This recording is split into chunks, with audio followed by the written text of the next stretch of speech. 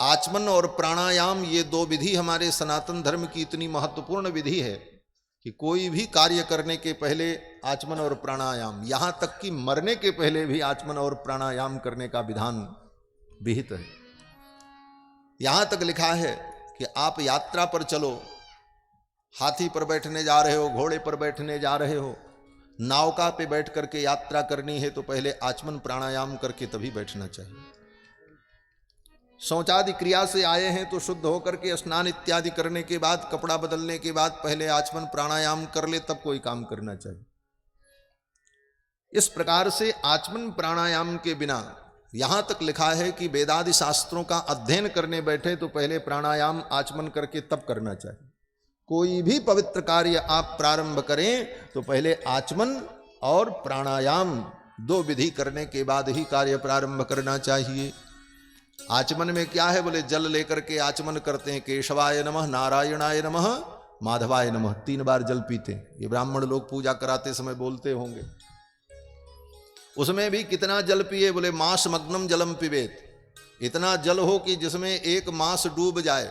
मास बोले तो मास माने मूंग, मूंग जो होता है ना माशान्न, वो डूब जाए उतना जल करतल में हो, मास मग्नम।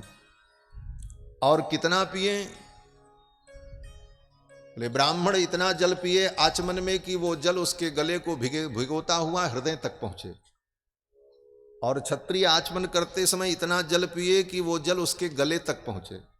और वैश्य इतना जल पिए कि उसके जीभ तक पहुंचे। और शूद्र इतना जल पिए कि उसके ओंठ तक पहुंचे। इसलिए शूद्र आचमन करेगा तो जल लेकर के ओंठ में स्पर्श करा करके आचमन पूरा हो जाए, लेकिन ब्राह्मण आचमन करे तो इतना पिए कि यहां तक जाए। सबके लिए अलग अलग विधान है शास्त्र में। तो इस प्रकार आचमन करके और तब प्राणायाम करके शुद्ध होकर के व्यक्ति किसी क्रिया के लिए योग्य माना जाता है। आचमन क्यों करते हैं इसके विषय में वेदों में कहा गया कि अमेध्यो वै पुरुषः, ये मनुष्य अपवित्र है।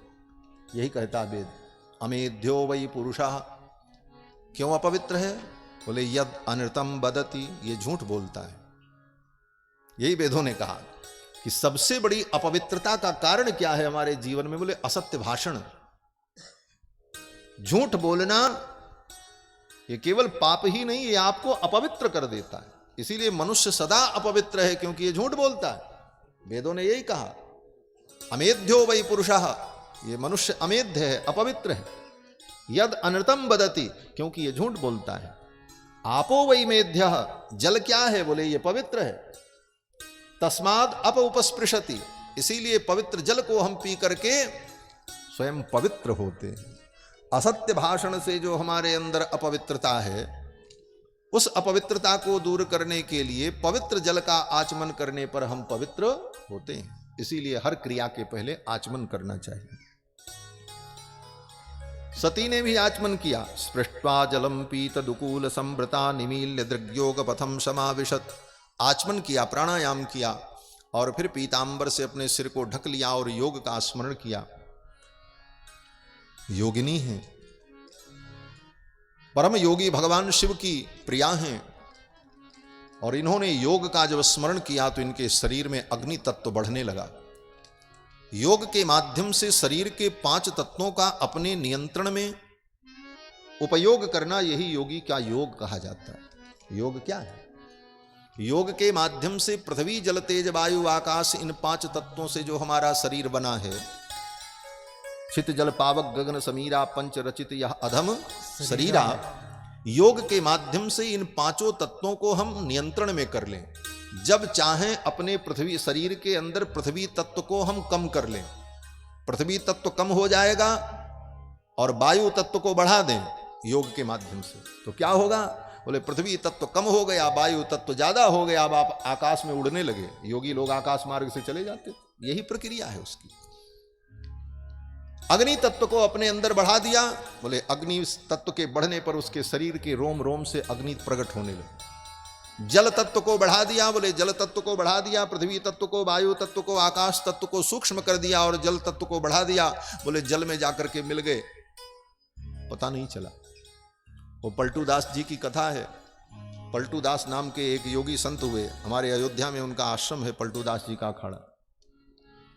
कहते हैं गुरुजी के साथ रहते थे, गुरुजी ने योग सिखाया, बोले चलो दोनों देखते हैं किसका योग सफल होता है।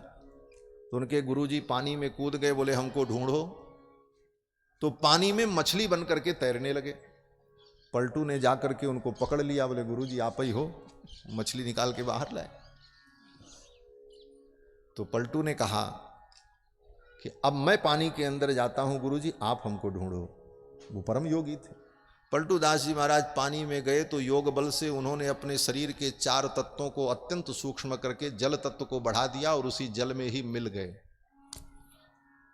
अब उनके गुरुजी गए, खोज करके आए, कहीं नहीं मिले। अंत में बुलाया, भाई कहाँ हो तुम, हम तो खोज करके थक गए। बोले जल तत्व में ही मैं मिल गया, अब जल में जल को कहाँ ढूंढ पाओगे, किस रूप में मैं विद्यमान हूं। तो ये योगियों की कला है।